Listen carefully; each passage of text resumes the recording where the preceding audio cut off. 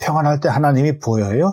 죽음의 계곡을 지나게 될 때 보이는 거예요. 주일 예배 설교를 시작하겠습니다. 여호와의 의를 따라 감사란 제목으로 시편 7편의 말씀을 선포하겠습니다.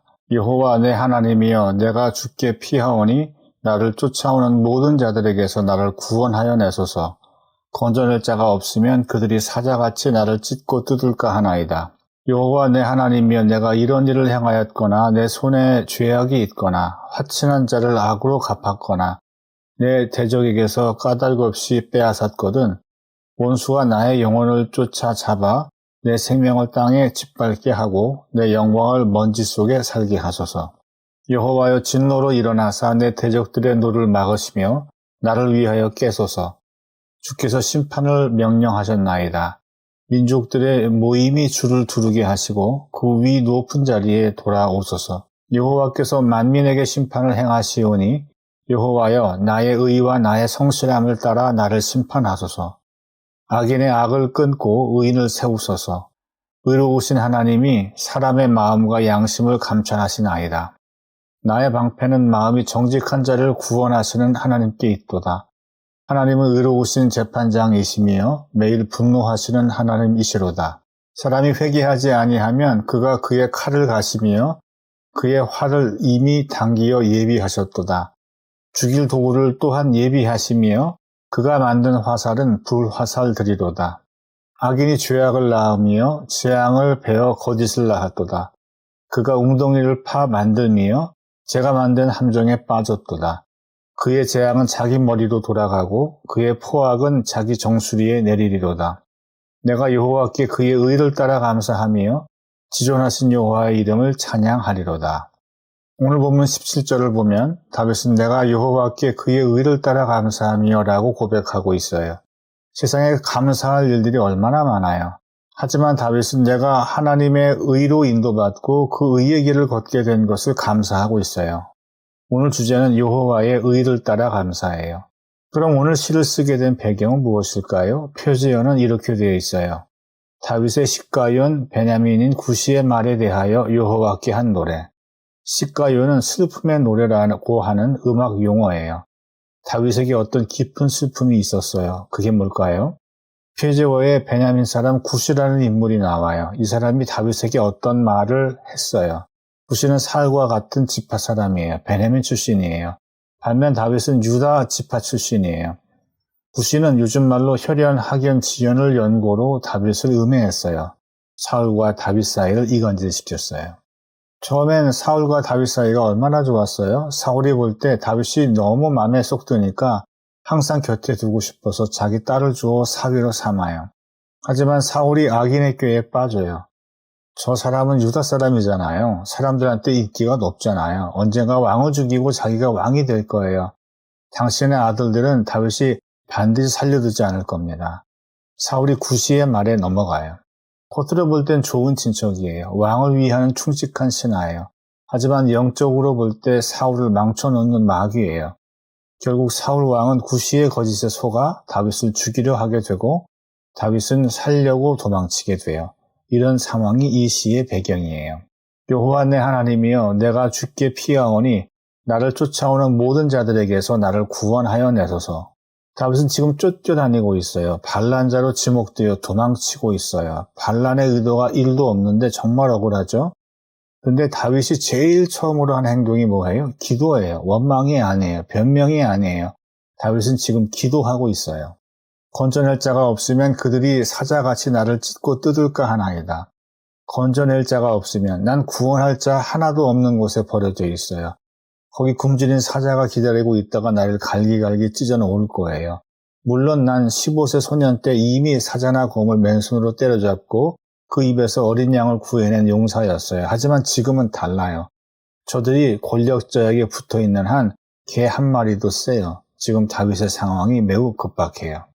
여호와 내 하나님이여, 내가 이런 일을 행하였거니와 내 손에 죄악이 있거나 화친한 자를 악으로 갚았거나 내 대적에게서 까닭 없이 빼앗았거든. 나한테 조금이라도 잘못한 게 있었다면 원수가 나의 영혼을 쫓아 잡아 내 생명을 땅에 짓밟게 하고 내 영광을 먼지 속에 살게 하소서. 나를 벌하세요. 지금 다윗이 잘못해서 이런 위기가 생긴 거예요? 아니에요. 다윗에겐 아무 잘못이 없어요. 오히려 다윗은 말씀을 묵상하고 말씀이 이끄시는 대로 의의 길을 가고 있어요. 그래서 마귀한테 미움을 받았고 지금 이렇게 어려움을 당하게 된 거예요. 여호와여 진노로 일어나사 내 대적들의 노를 막으시며 나를 위하여 깨소서 주께서 심판을 명령하셨나이다. 다윗이 보기에 지금 잠자고 계시는 것 같아. 그래서 하나님 제발 그만 주무시고 이제 깨어나서 나를 위해 활동해 주세요라고 해요. 그만큼 상황이 안 바뀌니까 무척 답답한 거예요. 그런데 그 다음 말에서 반전이 일어나요. 명령하셨나이다. 이 말은 히브리어로 사바인데 You has commanded. 주께서 이미 명령하셨어요예요. 시제가 현재 완료예요. 하나님 심판에 주옵소서가 아니에요. 하나님께서 이미 심판하셨어요예요. 내가 비록 쫓기고 있지만 하나님께서는 이미 적들의 심판을 정해 놓으셨어요. 이미 이긴 싸움이에요. 지혜롭게 이 위기를 잘 빠져나가기만 하면 돼요. 지금은 생존이 곧 미션이에요. 어려울 땐 살아남기만 해도 잘한 거예요. 재주 부리지 않아도 돼요. 서바이벌이 미션이에요. 민족들의 모임이 줄을 두르게 하시고 그 위에 높은 자리에 돌아오셔서 민족들과 왕들을 다 주님 앞에 모아놓고 왕중 왕의 자리에 앉아 달라는 얘기예요. 거기서 심판해 달래요. 누굴 심판해 달라는 얘기예요? 여호와께서 만민에게 심판을 행하시오니 여호와여 나의 의와 나의 성실함을 따라 나를 심판하소서. 다윗 자신을 심판해 달라는 얘기예요. 무엇을 근거로 심판해 달래요? 나의 의와 나의 성실함을 따라 그랬어요. 사람들의 말과 평가를 따르면 내가 매우 불리해요. 반드시 나의 의와 나의 성실함을 따라 판단해 주셔야 돼요. 근데 의와 성실함은 누구예요? 하나님이잖아요. 다윗이 누구 닮았어요? 하나님 빼박이에요. 그래서 다윗에게는 의가 있고 성실함이 있어요. 이 세상에 누가 제일 예뻐요? 자기 닮은 사람이 제일 예뻐요. 그래서 자기 아들이 이쁘고 자기 딸이 이쁘고 자기 손주가 이뻐요.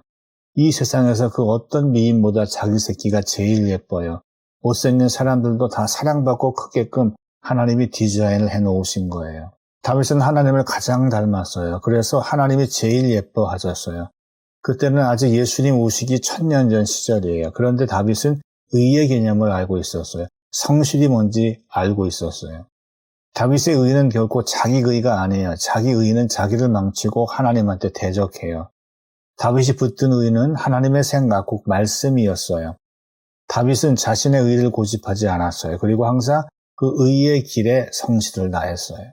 바울이 율법으로 말미암는 죄를 언급할 때가 있어요. 로마서 7장 5절에 우리가 육신에 있을 때에는 율법으로 말미암는 죄의 정욕이 우리 지체 중에 역사하여 우리도 사망을 위하여 열매를 맺게 하였더니 그랬어요.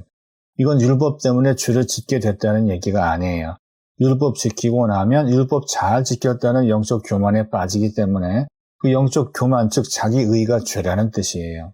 그래서 바울이 내세우는 게 뭐냐? 복음이에요. 로마서 1장 17절에 복음에는 하나님의 의가 나타나서 믿음으로 믿음에 이르게 하나니 기록된 바 오직 의인은 믿음으로 말미암아 살리라 함과 같으니라. 믿음이 뭐냐? 자기 의를 죽이는 거예요. 믿음이 뭐냐? 오직 하나님의 의만 붙드는 거예요. 그런 사람이 의인이요 믿음의 사람이에요. 믿음은 또한 히라보로 피스티스인데요. faith, 믿음이라는 뜻도 있지만 faithfulness, 성실함이라는 뜻도 있어요. 믿음의 사람은 성실해요. 하나님이 인도하시는 길로만 가요. 절대로 내가 하나님 자리에 앉아서 남을 평가하지 않아요. 그 일에 성실을 다해요. 이게 믿음이에요. 믿음은 곧 성실함이에요. 바울은 자기 의에 대해 무척 경계했어요. 사람이 겉으로 볼 땐 거룩해요. 경건해요.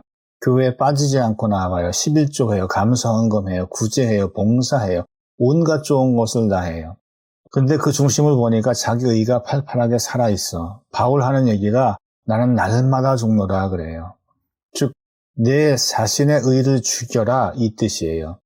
바울조차도 날마다 살아서 꿈틀대는 자기 의와 싸웠어요. 죽였어요. 이겼어요. 복음에는 뭐가 있어요? 하나님의 의가 있어요. 그래서 바울이 무엇을 내세우려고 하는 거예요? 하나님의 의예요. 반면에 바울이 무엇을 경계하라고 해요? 자기 의예요. 자기 의를 죽이고 하나님의 의를 드러내는 게 뭐다? 복음. 분명히 다윗은 복음을 알기 전에 태어난 사람이에요. 예수님 오시기 1000년 전의 사람. 예수님도 없고 바울도 없던 시대의 사람이에요. 하지만 그는 하나님의 의를 내세우고 자기 의를 경계했어요. 즉 복음이 뭔지 정확히 알았던 사람이에요. 시편 1편 1절에 복 없는 사람에 대해 말하며 오만한 자가 복 없는 자의 끝판왕이라고 지적해요. 즉 그는 자기 의를 극도로 경계했어요. 그래서 왕의 자리에 올라서도 하나님을 나의 왕, 나의 하나님이여 라고 부르잖아요. 그는 언제나 하나님께 왕의 자리를 내어드렸어요. 악인의 악을 끊고 의인을 세우소서 의로우신 하나님이 사람의 마음과 양심을 감찰하시나이다. 악인의 악을 끊고 라사, 더 위키, 사악한 자, 시편 1편 1절에서 악인의 꾀라 썼을 때 나왔던 그 단어예요. 악인을 다 죽이자는 얘기가 아니에요. 그러다 보면 세상에 남아날 사람이 없을 거예요. 악인의 악을 끊어내자는 거예요. 의인을 세우소서 더 이상 악인의 악이 판치는 세상이 되지 않게 악을 끊어내고 의인을 세우자란 얘기예요. 그럼 확실히 세상이 좋아지겠죠? 한 유튜버가 그러더라고요. 북유럽 국가를 여행하면서 판사 한 분을 만났는데 자기는 그 사람이 잊혀지지가 않더래요. 왜 그러냐? 그 판사 말이 자기가 지금까지 30년간 판사 일을 하면서 부패한 정치인을 단 한 명도 본 적이 없대요. 우리나라는 부패지수가 세계 32위예요. 우리나라는 제일 썩은 놈이 정치인이고 더 썩은 놈이 검사죠. 악인의 악을 끊어내야 돼요. 그러려면 하나님의 도우심이 필요해요. 지금은 다윗이 집권하고 있는 시기가 아니에요. 정적들의 모함을 받아 도망가고 망명하던 시절이에요. 내가 반란을 일으켜 저들과 전쟁을 하지 않는 한 의인은 설 수가 없어요. 그럴 수 없으니 다윗은 하나님께 도와달라 부탁해요. 먼저 하나님은 의로우신 분이라 불러요. 하나님은 악을 싫어하시잖아요. 또한 사람의 마음과 양심을 감찰하시는 분이래요. 마음과 양심은 직역하면 심장과 콩팥이에요. 심장과 콩팥은 몸속에 있는 거라서 우리가 볼 수 없어요. 마찬가지로 우린 사람의 마음과 양심도 볼 수 없어요. 우린 사람의 속을 몰라요. 근데 하나님은 감찰하신대요. 바한, to examine, 면밀히 살피다라는 뜻이에요. 하나님은 사람의 속을 다 아신대요. 사울 왕은 사람의 속을 모르니까 이 말에 이리 휘둘리고 저 말에 저리 휘둘렸어요. 그러니까 거짓된 신하들을 끊어내고 의로운 신하를 다시 세워야 해요. 하지만 그 일이 그렇게 진행이 안 돼요. 하나님이 사울 왕을 버리고 다윗을 새 왕으로 세우세요. 다윗은 신하만 교체하라고 기도했는데 하나님은 왕권을 통째로 교체해 버리셨어요. 그럼 하나님께서 사울 왕을 왜 버리셨냐? 사무엘상 15장 26절에 왕이 여호와의 말씀을 버렸으므로 여호와께서 왕을 버려 이스라엘 왕이 되지 못하게 하셨음이니이다. 이유는 간단해요. 사울 왕이 여호와의 말씀을 버렸으므로 하나님께서 사울 왕을 버리신 거예요. 착한 다윗을 핍박해서가 아니에요. 정치를 잘못해서가 아니에요. 하나님의 말씀을 버려서 그의 인생이 끝장난 거예요. 나의 방패는 마음이 정직한 자를 구원하시는 하나님께 있도다. 나의 방패는 곧 하나님이에요. 근데 그 하나님이 어떤 분이냐? 마음이 정직한 자를 구원하시는 분이시다. 그럼 마음이 정직한 자는 어떤 사람일까? 마음은 히브리어로 레브, 이너맨, 속사람이란 뜻이에요. 정직한은 히브리어로 야사르, 스트레이트, 똑바른 이런 뜻이에요. 하나님의 의의 길로 걷는 걸 뜻해요. 그러니까 마음이 정직한 자는 하나님의 의의 길로 걷는 자를 뜻해요. 이런 사람은 하나님이 그의 방패가 되어주신대요. 지금은 위기예요. 나를 도와줄 사람이 주변에 없어요. 사방에서 공격 들어오면 막을 방법이 없어요. 근데 하나님이 나의 방패예요. 들어오는 공격들을 다 막아주세요. 원수가 나를 해치지 못해요. 원수가 나를 해치러 왔다가 오히려 자기가 당하게 돼요. 기도가 뭐예요? 기도란 시시각각 변화하는 상황 속에서도 하나님이 인도하시는 손길, 그 중심을 보는 거예요. 이스라엘 백성이 홍해바다에 도착했을 때 두 가지 난관에 봉착했어요. 앞에는 홍해바다가 막고 있고 뒤에서는 바로가 전차 부대를 이끌고 쳐들어오고 있어요. 앞뒤로 진퇴양난인데 사막 한복판이에요. 갈 데가 없어요. 출애굽기 14장 10절 바로가 가까이 올 때 이스라엘 자손이 눈을 들어본 즉 애굽 사람들이 자기들 뒤에 이른지라 이스라엘 자손이 심히 두려워하여 여호와께 부르짖고 다급하니까 이스라엘 백성이 기도해요. 홍해 바다는 물로 막혀 있어요. 뒤에선 바로가 정예병들을 데리고 쫓아와요. 앞뒤로 꽉 막혔어요.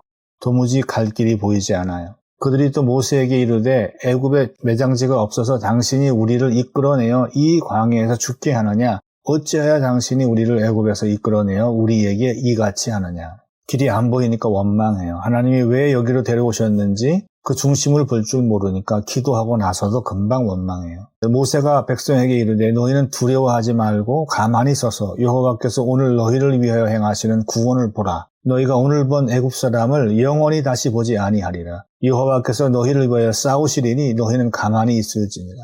지금 모세는 기도하지도 않고 난리치지도 않아요. 중심을 보고 있어요. 하나님께서 여기까지 인도하신 이유가 반드시 있을 거야. 하나님께서 인도하시는 손길, 그 중심을 보고 있어요. 기도가 뭐예요? 하나님이 인도하시는 손길, 그 중심을 보는 거예요. 모세가 중심을 보니까 저 홍해 바다는 우리를 삼킬 물이 아니야. 이집트 군대를 몰살시킬 물이야. 홍해 바다가 우리를 망하게 하는 환란이 아니라 우리를 축복하기 위한 장치임을 보는 거예요. 너희는 두려워하지 말고 현상만 보고 쫄지 말래요. 가만히 서서 여호와께서 오늘 너희를 위하여 행하시는 구원을 보라. 하나님께서 베푸실 진짜 그림을 보래요. 너희가 오늘 본 애굽 사람을 영원히 다시 보지 아니하리라. 지금 이 앞뒤가 꽉 막힌 상황은 환란이 아니라 축복이라는 거예요. 여호와께서 너희를 위하여 싸우시리니 너희는 가만히 있을지니라. 너희가 할 일은 싸우는 게 아니래요. 그저 가만히 있기만 하래요. 지금까지 수많은 어려움들을 뭘로 헤쳐나왔어요? 하나님의 도우심으로. 그럼 우리가 정말 해야 할 일은 뭐예요? 믿기만 하면 돼요. 앞으로 하나님이 하실 일을 기다리기만 하면 돼요.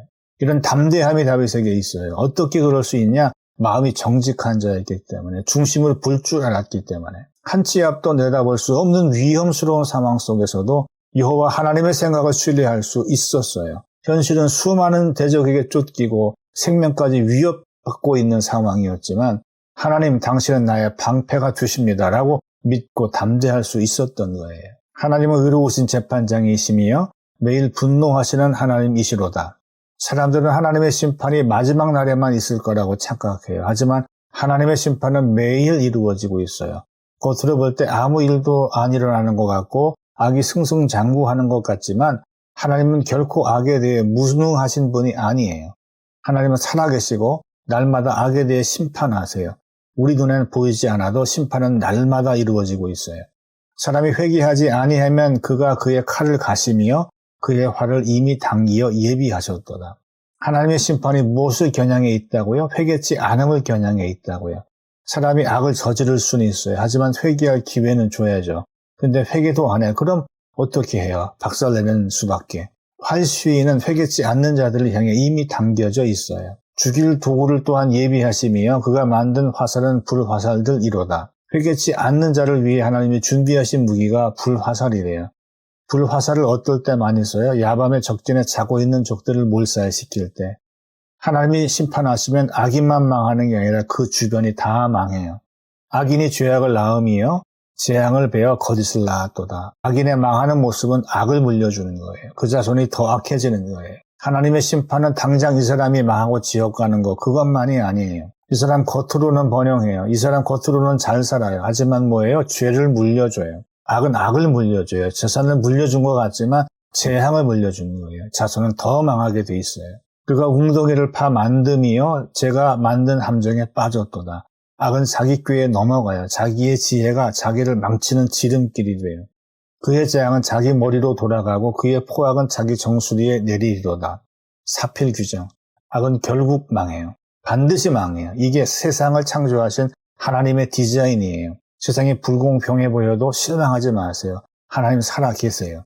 악은 망하게끔 설계하신 하나님의 디자인을 믿으세요. 내가 여호와께 그의 의를 따라 감사하며 지존하신 여호와의 이름을 찬양하리로다. 지금 다윗은 모함을 받아 왕한테 미움을 받고 쫓기고 있어요. 도망치고 있어요. 생명의 위협을 받고 있어요. 감사할 게 하나도 없어요. 그런데 뭐라고요? 하나님께 감사한대요. 뭐 때문에? 내가 잘 되기 때문에, 여건이 좋아서 잘 되고 있어서, 사울왕이 빨리 죽고 곧 내가 왕이 될 것 같아서? 전부 다 no. 사울왕 죽으려면 아직 7년 더 있어야 돼요. 갈 길이 아직 멀어요. 그럼 뭐 때문에 다윗이 감사하고 있어요? 내가 여호와께 그의 의를 따라 감사하며 세덱 according to his righteousness 그의 의를 따라서 원수들의 험담과 적들의 공격이 멈춰서 감사한 게 아니에요. 상황이 편해지고 나아져서 감사한 게 아니에요. 여전히 답답하고 위태로워요. 그런데 뭐가 감사하다는 얘기예요? 내가 변함없이 여호와의 의의 길을 따르고 있기 때문에 감사한 거예요. 정말 그걸로 충분해요? 이성적으로는 그렇게 오래 끌고 가지 못해요. 심리적으로 정서적으로 만족함이 없으면 그 어떤 좋은 것도 오래 끌고 갈 수 없어요. 그렇다면 다윗은 어디서 심미적인 정서적인 만족감을 찾았을까요? 우리가 시편 23편을 읽어보면 정말 아름다운 그림이 상상이 돼요. 목자 대신 하나님이 계시고 그 주변의 양들이 평화롭게 풀을 뜯고 물을 마시고 쉬기도 하고 맹수들의 공격도 전혀 걱정되지 않고 자유롭게 평화롭게 지내는 모습을 상상하게 돼요. 성화들도 전부 그런 그림들이에요. 그런데 다윗이 처한 현실은 그와 정반대였어요. 여호와는 나의 목자시니 내게 부족함이 없으리로다. 다윗의 지금 이 말은 자신이 절대 필요 속에 있다는 뜻이에요. 아주 여유롭게 껌 씹으면서 노래하고 있는 게 아니에요. 지금 죽음의 골짜기를 통과하고 있어요. 만약 적이 매복해 있다면 어느 누구도 살아남지 못해요. 하지만 지금 급박하게 쫓기고 있기 때문에 이 길 외엔 선택의 여지가 없어요. 위험해도 난 이 죽음의 계곡을 통과해야 돼요. 굶주리고 있어요. 목말라요. 다 부족해요. 다 없어요. 매우 절박한 상황이에요. 근데 그는 마치 너무 배가 고파서 헛것이 보였는지 내게 부족함이 없으리로다 그래요. 왜 없고 없는데 난 충분하대요?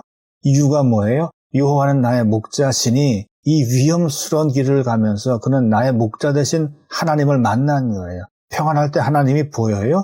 죽음의 계곡을 지나게 될 때 보이는 거예요. 그가 나를 푸른 풀밭에 누이시며 쉴 만한 물가로 인도하시는도다. 지금 평화로운 상황이라 룰루랄라 하는 거 아니에요. 지나온 날들을 생각해 보니까 좋은 날도 있었고 흐린 날도 있었지만 결국 하나님은 나를 망가뜨리는 쪽으로 이끄신 적이 없어요. 거친 풍파가 몰아쳐도 결국 항상 나를 좋은 쪽으로 이끄셨어요. 힘든 일도 있었지만 하나님은 반드시 나를 복된 길로 이끄실 거야. 이런 믿음이 생긴 거예요. 어떻게? 내 영혼을 소생시키시고 자기 이름을 위하여 의의 길로 인도하시는도다. 시편 23편의 하이라이트예요. 내 영혼을 소생시키시고 내가 위험스러운 길을 걷다 보니까 이 길이 내 길이야. 나도 목자로 양을 쳐봐서 알아. 주의 의를 알고 내가 그 길로 걸을 때 난 제일 행복했어. 이 길이 바로 내가 걷고 싶었던 길이야. 예전에 비정상회담에 제임스라는 영국인이 나온 적이 있어요. 그 친구는 나이도 젊은데 히말라야 에베레스트 정복하고 거기에 있는 높은 정상들 5개도 정복하고 북극도 남극도 정복하고 온갖 위험한 여행은 다 했어요. 남들은 평생 한 번도 하기 힘든 그 위험한 여행을 왜 이렇게 많이 했냐 물었더니 그 일을 해야 내가 살아있다고 느낀대요. 우리 말씀의 사람들은 그런 위험을 스릴로 즐기는 DNA가 있는 거예요. 제임스만 미친놈이 아니에요. 말씀을 좋아하는 우리 모두가 미쳤어요. 여태까지 시편 23편 헛읽었잖아요. 내가 형통과 복이라는 단어에 빠져서 내가 원수 혼내주고 잘 먹고 잘 살고 번역하고 성공하고 부자 되고 뭐 이런 거밖에 생각 안 했잖아요. 그래서 드라마 재벌집 막내 아들이 대박이 났잖아요. 그런데 다윗 하는 얘기가 뭐예요? 뭐가 살아난다고요? 여건이 살아난다고요? No. 환경이 좋아진다고요? No. 내 영이 살아나요. 어려운 상황 만나니까 목자 대신 하나님이 보여요. 그분이 저 목적지에서 온갖 진수성찬을 차려놓고 내가 끝까지 포기하지 않고 이 레이스를 달려오기만 기다리고 계셔요. 난 이 길 쭉 계속 가기만 하면 돼요. 죽었던 내 영이 살아나요. 제 아무리 믿음 좋은 분들도 살다 보면 여건이 죽으니까 그 영도 죽더라고요. 환경의 문이 닫히니까 그 영도 죽더라고요. 인간관계가 다 끊어지니까 그 영도 죽더라고요. 믿음 좋은 분들도 때론 자살 충동 같은 거 느끼더라고요. 다윗도 우리와 똑같았어요. 상황적으로는 달라진 게 아무것도 없어요. 목말라요. 배고파요. 죽음의 위협을 받고 있어요. 하지만 목자 대신 하나님을 깨닫고 나니까 내 영이 살아나요. 아, 이 길, 내 길 맞네. 다윗은 죽은 것 같았던 내 영이 살아나는 심리적, 정서적 만족감을 얻고 나니까 이제 이 길로 신나게 달려갈 거예요. 요즘 제가 보는 여행 유튜버 중에 박앵예기라고 하는 분이 있어요. 이 사람은 여행의 컨셉을 잡고 계획하는 것마다 망해요. 이렇게 해야지 했는데도 꼭 그렇게 안 돼요. 한번 라오스에서 어느 섬에 갔는데 관광객들도 다 돌아가고 그들을 실은 배들도 다 가버렸어요. 자기 혼자 섬에 남겨졌어요. Help, help, help. 얼굴만 봐도 짠한 친구인데 이 여행 영상 보면 더 짠해. 뭐 참 계획대로 되는 일이 없어요. 히말라야에 갔는데 등산화를 준비 못해서 빙판길에서 계속 미끄러져. 영상도 못 찍고 남들 10분이면 올라가는 길을 기어서 1시간에 걸려 올라가. 가방에 레인커버를 준비 못해갖고 가는 며칠 내내 비가 왔는데 오지고 뭐고 다 젖어. 돈이 별로 없어서 그 잘 먹는 친구가 맨날 볶음밥만 먹어. 베트남 같이 물가 싼 동네에서는 최소한 기본이 2인분이야. 그거 먹고 더 먹기도 해요. 그런 친구가 그 힘들게 산을 올라가서 기껏 볶음밥 하나 달라시켜 먹는 거 보니까 너무 안쓰러워요. 그 사람은 얼굴 자체가 짠하고 계획한 투어마다 망해서 짠하고 좌우지간 온통 짠해. 근데 그게 컨셉인가 봐. 설계된 컨셉이라는 게 아니라 일관되게 여행 계획 망하고 일관되게 보기 짱하니까 그게 그 사람의 컨셉이 된 것 같아요. 몇 개월 지나 거의 1년 되어 가니까 구독자가 거의 2만 5천 명에 육박해 있어요. 일관성 있게 짠하니까 중독성이 있더라고요. 요즘 많은 젊은이들이 회사 사표 내고 세계여행 유튜버로 나서고 있어요. 길거리에서 비 맞고 산속에서 텐트 치고 자고 힘들게 고생고생 가며 목적지에 도착해서는 기껏 라면 하나 끓여 먹고 그래도 좋대. 왜? 내가 하고 싶은 걸 하니까. 내가 가고 싶은 길을 가니까. 다윗이 말한 순서를 보세요. 내가 의의 길을 걷는 게 먼저가 아니에요. 내 영혼이 살아나는 게 먼저예요. 이 길이 내 길이네. 이런 촉이 먼저 오니까 그 다음 거칠고 험해도 난 이 의의 길을 가련다. 이렇게 되는 거예요. 다윗이 오늘 본문 맨 마지막 절에서 내가 여호와께 그의 의를 따라 감사하며 지존하신 여호와의 이름을 찬양하리로다. 길을 걷다 힘들면 찬양은 고사하고 말도 안 나와요. 말 시키면 짜증내요. 더 힘들면 짜증도 안 내요. 아무 반응도 안 해요. 사막 투어 8시간 하신 분들의 얘기예요. 내 영혼을 소생시키시고 이 길을 걷다 보니까 신나요. 신나니까 노래가 나와요. 지금 걷는 이 길이 내가 가고 싶어하는 길 맞아요? 막 신이 나요? 또한 그 길이 하나님이 원하시는 길이 맞아요?